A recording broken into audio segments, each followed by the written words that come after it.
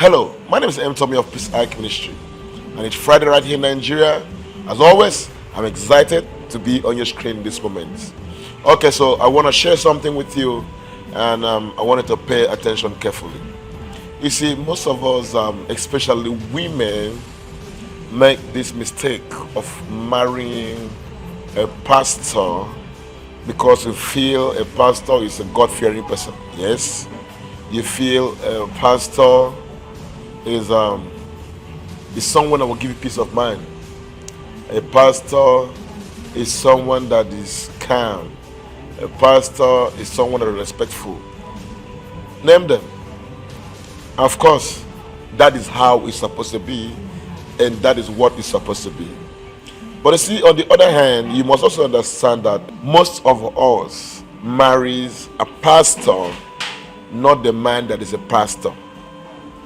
That's why if you check that thumbnail, I say why you should not marry a pastor.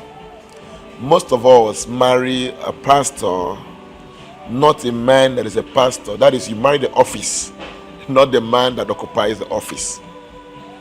Listen and listen carefully. Being a president does not make one a good or bad person. Being a governor does not make one a good or bad person. Being a pastor does not make one a good or bad person as well. You must understand what you're getting married to. Most of us are attracted to the gifts. Oh, that man can prophesy. I wish he was my husband. That man, deliverance. I wish he was my husband. Oh, that man can pray.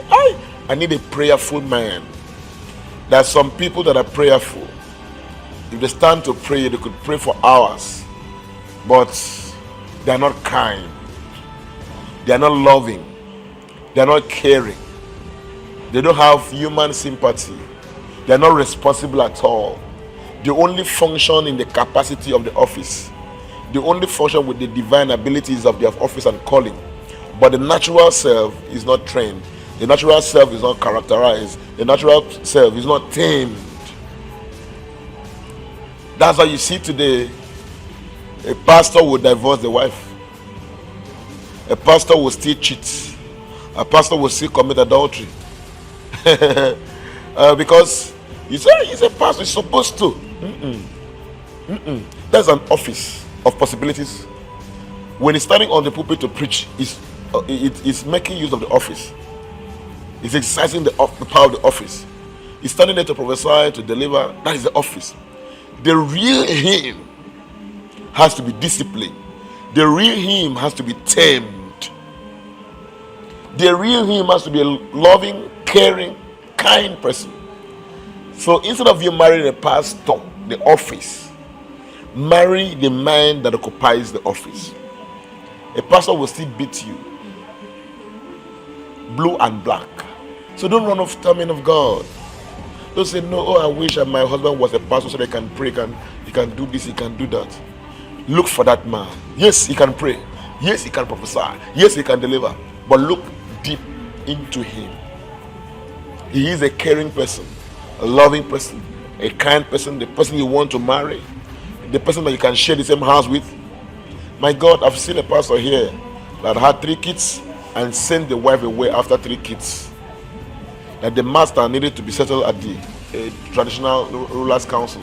A pastor, the pastor's case, the church case was now taken to the traditional rulers council to be settled. So being a pastor does not mean that someone is good or bad. All right. So when you want to get married, look at the person you're getting married to. The office is just an ability. Most time the office lasts as long as that person is on the altar. The office lasts as long as that person is in church. He smiles, looks caring, but after that, he returns to his normal self. So when you're in the house with him, you are not marrying the pastor. It's not the pastor that will give you food. It's the man that will give you food. It's not the pastor that will make you feel good. It's the man that will make you feel good. It's not the pastor that will take care of you. It's the man that will take care of you. So you should be able to differentiate between pastor and a man that is a pastor. So marry the man that is a pastor. If you marry the man that is a pastor, automatically the pastor will be good. Because the pastor will always portray good character, nice, to attract people, to be nice to others. So let it also be that as the pastor is good, let the man that is a pastor too be good. All right? So that's why I'm saying, don't just marry a pastor. Marry the man that occupies the office of a pastor. So before you marry a pastor, watch this video. Share this video to save life as well. God bless you. Of course, you know I love you all. And don't forget,